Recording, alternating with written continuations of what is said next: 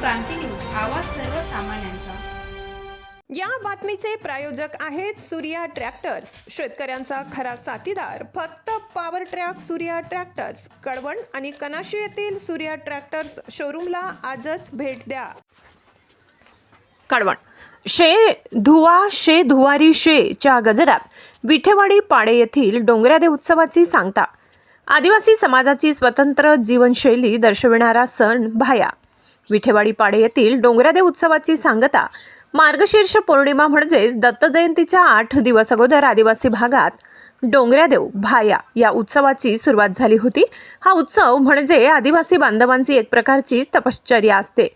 नाशिक जिल्ह्यातील कळवण, पेठ, सुरगाणा आदी ठिकाणी नुकतीच या उत्सवाची सांगता झाली। आम्ही आदिवासी ज्या पर्वतराईच्या सानिध्यात आहोत तोच पर्वत निसर्ग आमच्या सर्व प्रकारच्या गरजा पूर्ण करतो। त्याची आराधना करून कुटुंबात व गावात सुख समृद्धी नांदावी व अभय मिळावे या हेतूने सर्व गावकरी मिळून डोंगर देवाकडे साकडे घालतो। या उत्सवात रानशिवार, गावशिवार, घरशिवार या देवतांची पूजा केली जाते। अशा प्रकारे डोंगरदेव हा सण आदिवासी समाजामध्ये मोठ्या उत्साहात ऐक्याची भावना व चैतन्य मनामनात निर्माण करून जातो। महाराष्ट्र क्रांती न्यूज साठी प्रतिनिधी देवेंद्र ढुमसे, कळवण। आज या ठिकाणी डोंगरदेवाचा समारोपाचा कार्यक्रम या ठिकाणी आहे। हा कार्यक्रम 3-4 दिवसाचा किंवा 6-7 दिवसाचा असतो। मोठ्या श्रद्धेने, भक्तिभावाने व आदिवासींच्या परंपरेने हा उत्सव दर 2 वर्षाने, कोणी 5 वर्षांनी या ठिकाणी साजरा करत असतो। डोंगरदेवाचा उत्सव आमच्या या गावात 5 वर्षानंतर या ठिकाणी साजरा होत आहे आणि रात्री सर्व आमचे डोंगरदेव जे असतील, जे माऊली असतील, हंसरा माऊली असेल किंवा त्यांचे इतर ज्या माऊल्या असतील ते गडावर जाऊन आले, तिथं पूजा केली, दर्शन केलं आणि या ठिकाणी आज हे धानीवर म्हणजे गावाची जी डोंगरदेवांची एक स्थापना असते ती धानीवर केलेली असते। त्या ठिकाणी या ठिकाणी तुम्ही पाहाल सर्व प्रकारे पूजा केलेली आहे।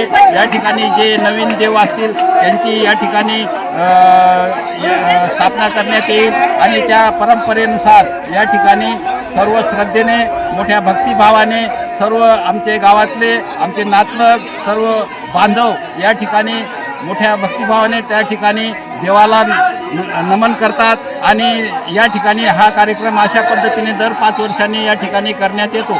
आज या ठिकाणी समारोपाच्या ठिकाणी सर्व आजूबाजूचे गावातील किंवा नातलग या ठिकाणी जमलेले आहेत। या ठिकाणी कमारी म्हणजे नागलीच्या आपल्या ज्या 5 माऊल्या असतात त्यांच्या हाताने ते सर्व वाटप टाकतात आणि ते आपले खोळ करून आणि किंवा माऊल्या असतील, बाया असतील, त्या आपल्या खोळीमध्ये ती कमारी घेऊन घेतात, त्याला शेज म्हणतात आणि ती शेज म्हणजे आपली एक प्रकारची श्रद्धा आहे आणि ती बरकत आहे अशी त्यांची मानतात आणि मग ती बरकत आपल्या घरात घेऊन जातात। या पद्धतीने या ठिकाणी हा कार्यक्रम या ठिकाणी संपन्न होत आहे।